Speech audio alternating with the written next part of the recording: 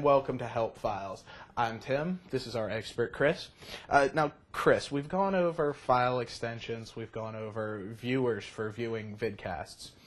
How do I find new vidcasts once I've found a vidcast that I like? How do I find when they update? Well, you got to like there. I don't know. No, I'm just joking. Well, what we're going to be using is using a big word, and I don't want people to get scared about the word I'm about to use. It's called aggregator. Okay? When we talk about an aggregator, all we're talking about is kind of like the olden days when people used to bring milk. Every time there was fresh milk that was being produced in the area, a milkman would go out and deliver the milk. Every time the newspaper would be put out the evening before, we'd have newspaper boys delivering it the next day. That's kind of like what we're talking about, which means that if you like some type of program or some kind of type of news, you can subscribe to that feed and with these aggregators be told when something is updated. Okay.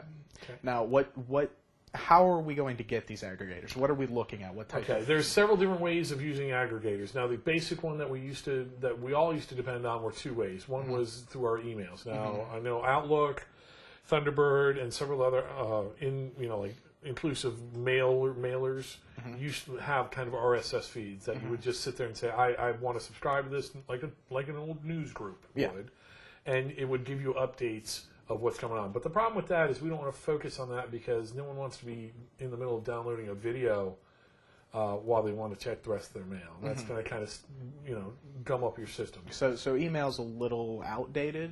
I wouldn't say it's outdated. It's just not one of the ones that everybody uses. There are better ways of doing it. Okay. There are more efficient ways of doing it. Then we're talking about in-web browser programs. Okay? And these are plugged-in and extensions that allow your browser to keep checking, kind of like a Google when you send out a search. It sends out its spiders to look for the search. Well, this is the same thing. It sends out its spiders out there and tries to find out, hey, is there something new for this RSS feed? Oh, I found something new. Pop, and then it will tell you. So that's the type we have. Now, at this point, when we did this vidcast, IE, Internet Explorer, the most popular browser, of course, that everybody knows, does not support RSS feeds. IE7, when it does come out, is supposed to have an in-browser type program that will do it. Firefox, Opera, Safari, as far as I know, does it, and several other of the Mac ones that are used, and several of the Linux ones, all have RSS capabilities in them. Okay? They are a good way to find out when your program is going to be there, but they don't download it. So again, these aren't ones that we want to try to focus on. We want to focus, well, how is a person going to get my content at mathclub.com or mathclubinc.com, that is. Okay, so what we're going to be talking about is the standalone programs. And can you take a wild guess what the most popular one is? Might it be iTunes? It would be iTunes. Okay, and we've been talking about iTunes a lot. iTunes is actually that type of aggregator. Math Club Productions actually subscribes and puts a feed out there for iTunes users to try to pick up and search for.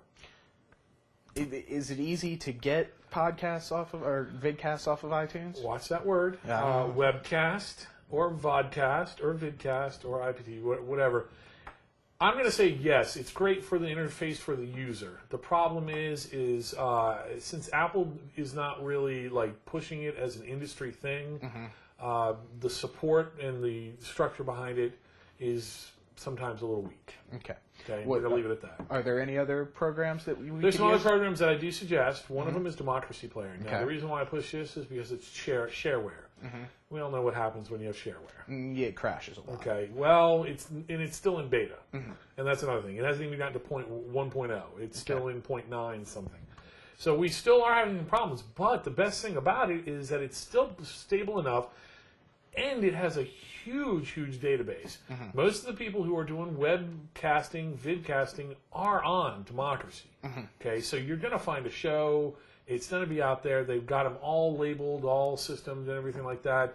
But the great thing about Democracy Player is you can actually be linked to a site called Video Bomb that acts somewhat like a social bookmarking page. Okay.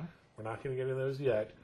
That allows you to rate or bomb, as they say, a video to be good, and it will get on the front page and get lots of hits and become popular. Okay. So you can promote videos that you like, or make videos and promote your videos, and so on. The next one we're going to talk about that we're going to push is FireAnt. FireAnt is out there, and it will take most of the videos, and you'll subscribe to it just like you do subscribing to others. It does have a pretty nice database. I'm going to say that sometimes the database is so big that I lose things, but the best way, as always, we've told everyone, is to directly copy the link of the RSS feed from the web page of the show you like and put it in there, and it will automatically always get it, okay?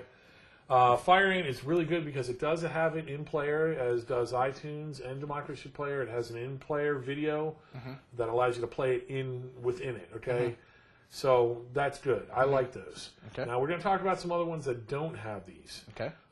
Juice, which used to be iPodder, it does not have an in-browser viewer. Okay. You actually have to use either QuickTime or iTunes to be able to watch those things. Okay? I heard Juice does not like other file formats. Right. It is also stuck to the Mac, the QuickTime, and the M4V formats, specifically the iPod formats.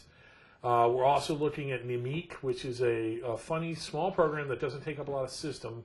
While the other programs do take up a lot of resources, this one's really small, light, and streamlined.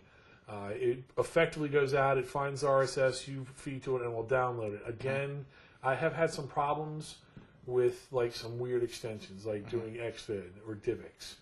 But that's the only thing I've ever had a problem with Mimic. I like it. I would suggest anybody that has, is on the go and uses a laptop and resources are limited to use Mimic. There are other ones out there, but we were going to just hit some of the ones that we like to use. And if you have any ones that you like to use, please go ahead and write in, and we'll leave them on our fact pages for other people to use. If you look at the bottom of the screen, our email address is posted right there.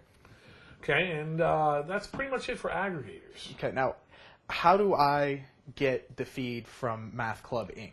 Okay, well now what you need to do is when you go into a web page, our web page, on the right-hand side, and you'll be seeing this up on the screen right now, is going to be a link of all the RSS feeds. Now, we've broken them down into WMV versus MOV formats so that you can actually click, save that link, and then usually what you do is, like in iTunes, as you can see here, I'm going to go ahead and open up iTunes.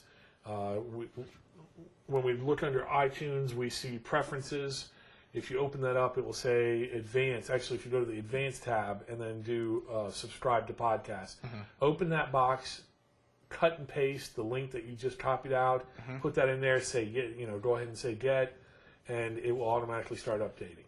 Okay. As long as that feed is kept updated on the web page, something new will always be ported to you from iTunes. Okay. Okay, same way with all the other aggregators we just talked. As long as the RSS, okay, if you feel that, like if you're missing shows, you feel like you're missing shows, it's not always the aggregator's fault.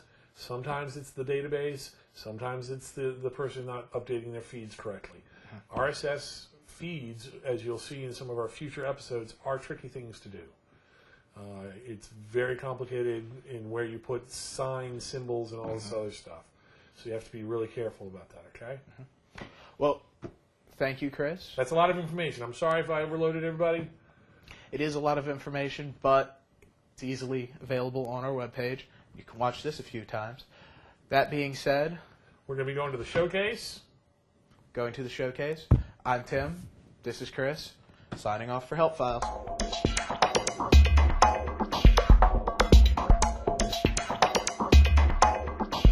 Hey, this is Chris with another showcase where I showcase some of the IPTV shows that are on the web. Today we're going to be talking about Geek Brief TV. It's a good show. If you've ever seen Rocket Boom or some of the first shows that have come out, it's in the same vein as that. Rocket Boom kind of focused less on technology with a little bent, but more on the news. Geek Brief, pure technology. And it happens really quickly, which is a good thing. And we'll get to that. Callie, our host, is a really energetic and charismatic person, really puts the spot on it and really gets you understanding what's going on without really confusing you about some of the techno mumbo-jumbo. First thing, production value, great. By far one of the best ones I've seen out there. Green screen, it's got some fancy schmancy little icons going on, flashy stuff going on, so it really is something to watch and get into.